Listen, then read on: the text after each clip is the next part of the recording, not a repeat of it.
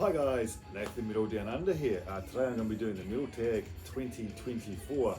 Now I was going to do it a few weeks ago, but lots of people were all doing it at the same time and there would have been a Metal Tag overload. So I decided to wait a little bit, and while there wasn't so many Metal Tags being put out there, I thought I'd jump on and do my one. Normally done by the Rock Scout, but unfortunately he's been too busy. I'm pretty sure it's with his new venture of his store, and so Marty Worm and Alan, and also with a bit of help from Metal Mickey, put the questions together.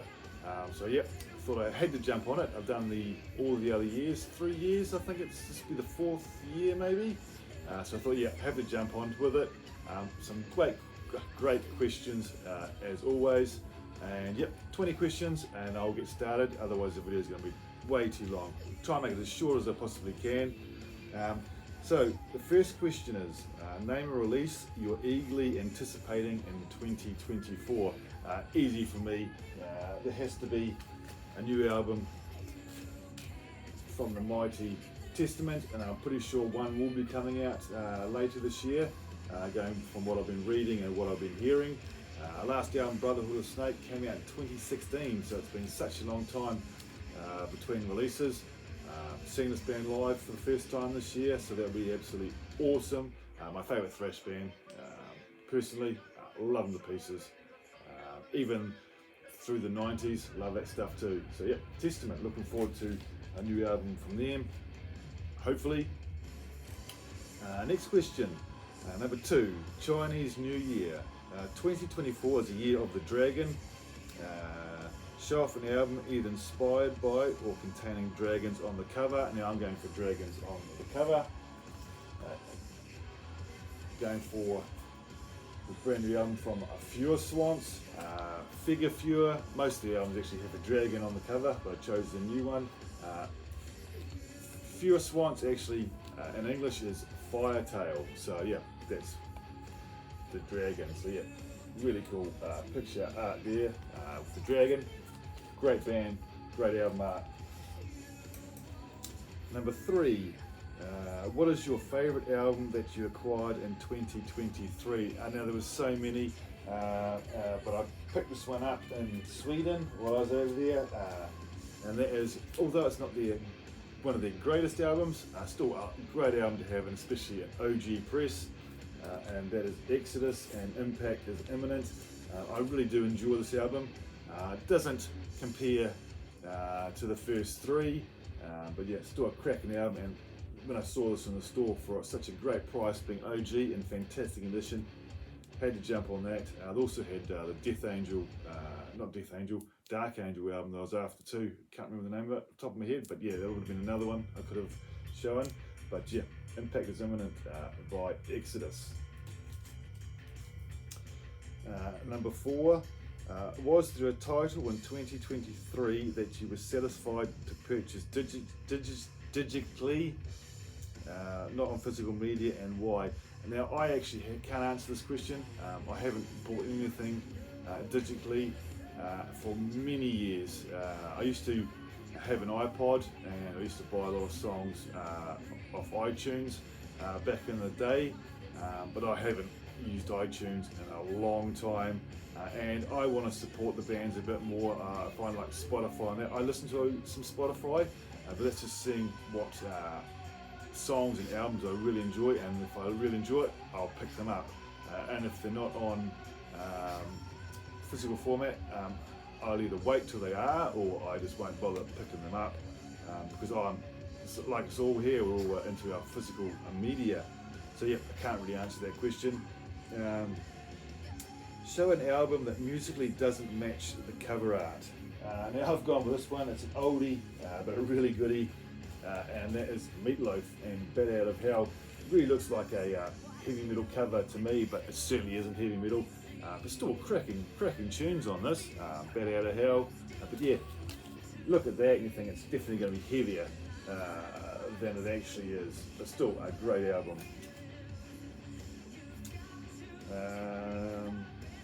Who is a metal artist that you own the most items by?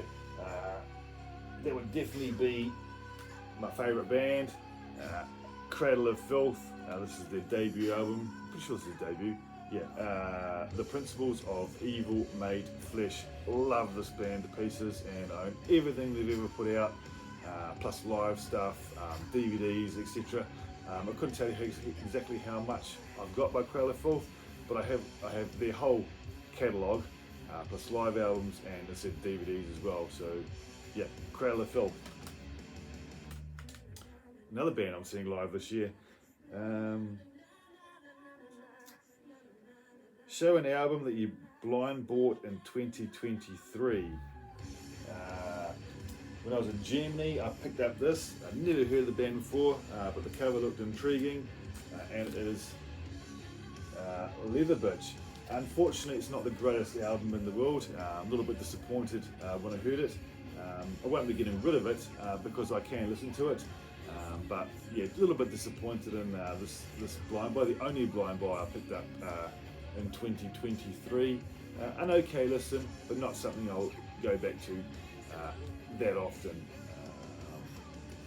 But yeah, really like the cover art, and it came on a red vinyl. So I'm definitely gonna hold on to it and give it another chance over time, and it might grow on me a little bit. But as I said, it's not bad. Just certainly doesn't blow me away. So Leather Bitch, just self-titled. I think it's EP, but yeah.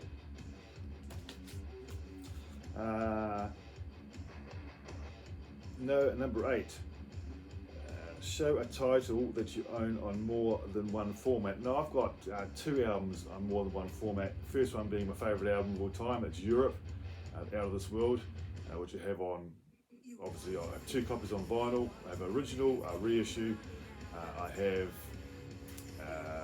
the cassette and I have the CD. But what I thought I'd pull out is Warrant's Cherry Pie. Gets a lot of flack, especially the song Cherry Pie, but I absolutely love this album to death. Also have the CD and I have the cassette. Unfortunately, the cassette is in storage as a few years back my cassette player crapped up and I haven't got around to getting a new one. So to save a bit of space, I've put them into storage. But yep, Warrant's Cherry Pie, love this album, and this is another reissued all these albums lately, but this is an original press that I picked up in a charity store of all things 5 or 6 years ago. But yeah, I only paid, I think I paid 10 New Zealand dollars for it, an OG, which was fantastic. So yep, that's Warrant and Cherry Pie. Rest in peace, Janie Lane.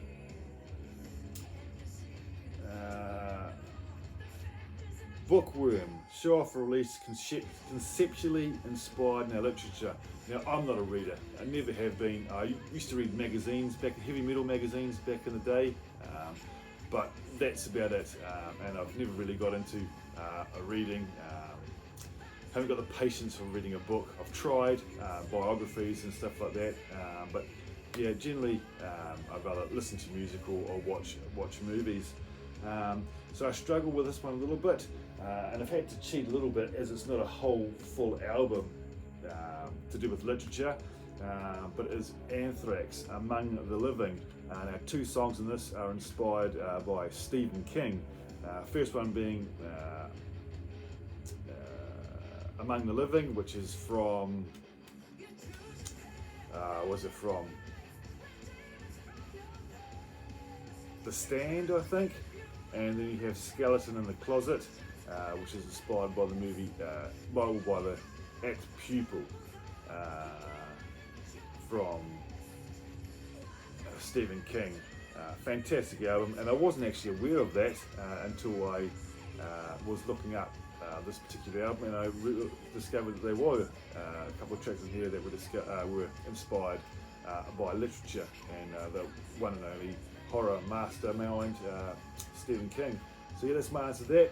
Couldn't go with a full album because I probably do have some in my collection, but as I said, I don't know enough about literature to know whether they are or not. Right, name a band that you would travel a considerable distance to see live in 2024.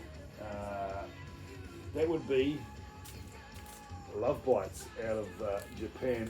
Love to see them live. I've seen multiple live concerts here on YouTube, in the DVD of theirs, Blu-ray, and they put on a fantastic show. Absolute shredders, all female metal band. Yeah, I'd love to. They'd never ever consider even coming to New Zealand, I wouldn't have thought. So I definitely have to travel overseas, probably to Europe or maybe even to Japan to see them. Unfortunately, at this stage, I won't be, but I'd love to see Love Bites live in 2024 if I ever got the chance.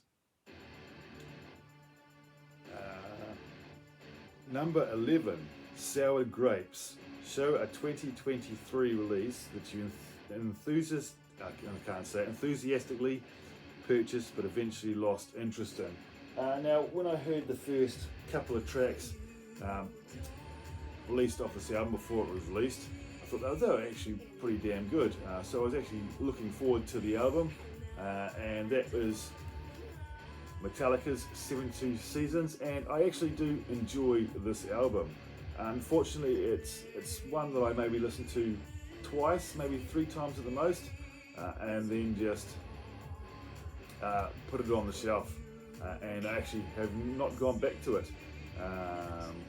Yeah, definitely not one of the best, and I do prefer Hardwired definitely over this, but an okay listen, just not an album that I go back to very often at all. But yeah, don't want to give too much flack.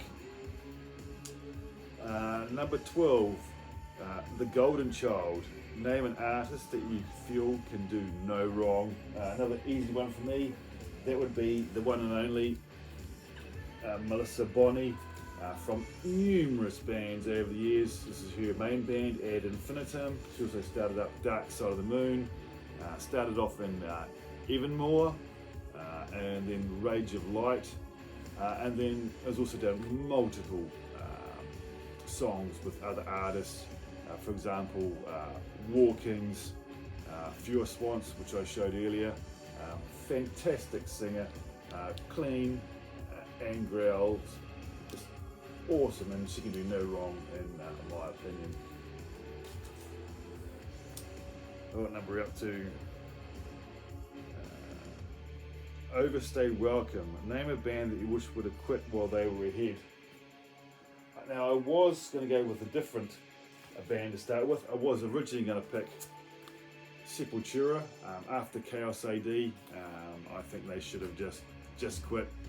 Roots is a very good album, and anything afterwards with the changed lineup is okay, but nothing compares to this era with Cavalera Boys. They should have just quit while they were ahead. But what I did decide to go with in the end was a band I saw live in 2015, and they put on a shocking performance. And since this album I'm about to show here, I don't think they've put out a good album, and that is Motley Crue. One of my favourite albums of all time, this one here. Although the next album with what's the guy's name who joined? I've forgotten his name, but it's an okay album. But yeah, I still think they should have quit after this. Apart from the song Primal Scream, which they released after this album, which is fantastic, and actually is my favourite Motley Crue song. I think they should have quit while they're ahead. Their live performances are shocking. Vince Neil can't sing, and of course we've heard all the dramas about them. People saying Nicky Six doesn't play the bass. It's all tracked, and Mick Mars obviously gone. Yeah, when I saw them in 2015, they played with Devilskin and Alice Cooper. Now Devilskin and Alice Cooper were absolutely superb, but Motley Crue, who were the headliners, absolute garbage. It sounded terrible. The sound was shocking, and I just think they should have quit many years ago. They definitely should have quit after they retired last time and said signed that contract, so they were never ever going to perform again. And here they are, still doing their touring, and yeah, shocking. So that's my answer. Well, what number are we up to?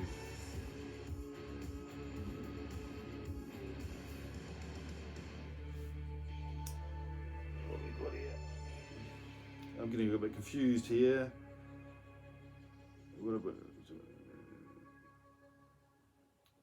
Oh, show a band release that you bought in 2023 as a direct result of watching someone else's YouTube channel. Now I've got them in the wrong order now, for some reason, but that would be Memoriam Rise to Power. I've got a channel I don't watch too often, but I've written it down because I forget.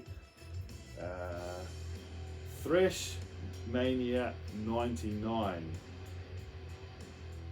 Sorry, Thrash Maniac 99. He did a review of this album, and I came across that video, and he was talking about this album here, and yeah, intrigued me. So I went and picked it up. Some melodic death metal, but yeah, fantastic album. I do want to go and pick up the previous album to this one. I think we've got four albums out, but yeah, very, very happy to have picked up Memoriam thanks to watching a YouTube video. Show us an otherwise good album that ends up suffering from being too long. Now I'm going to show this one again, and that is Metallica 72 Seasons. It's way too long. They could cut these songs in half, and therefore I would think it would be a much more enjoyable listen. Probably half the reason why I actually haven't spun it again, in actual fact, is because it seems like more of a task to get through of the whole album, and it's why I only picked it up on CD. I haven't picked up any of their vinyl since the Black Album, as not that into them anymore. Were my favourite band back in the day, but yeah, just the songs are too long-winded. If they cut off half of each song, or at least a couple of minutes or so, a minute at least, it would be so much more of an enjoyable listen. So yeah, showing the album again. Show us your favourite band t-shirt. Easy one for me. That would be my Alyssa from Arch Enemy t-shirt. This is a tour t-shirt. Arch Enemy live in Auckland, New Zealand at the power station where I saw them at the beginning of last year. Fantastic show. But yeah, really, really love that shirt.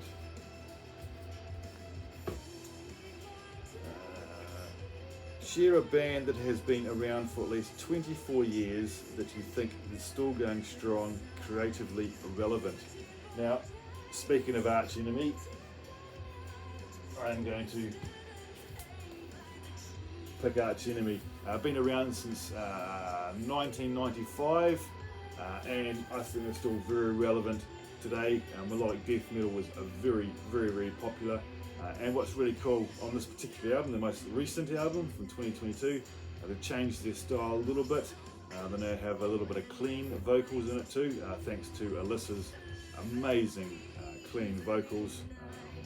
Mainly growls still, but she has an amazing clean voice, and it's really cool to see them bringing out a little bit in Arch Enemy now, and I think they're still very, very relevant in today. Michael and Mike, such a fantastic songwriter, and yeah, so happy that Arch Enemy is still putting out cracking tunes after all these years.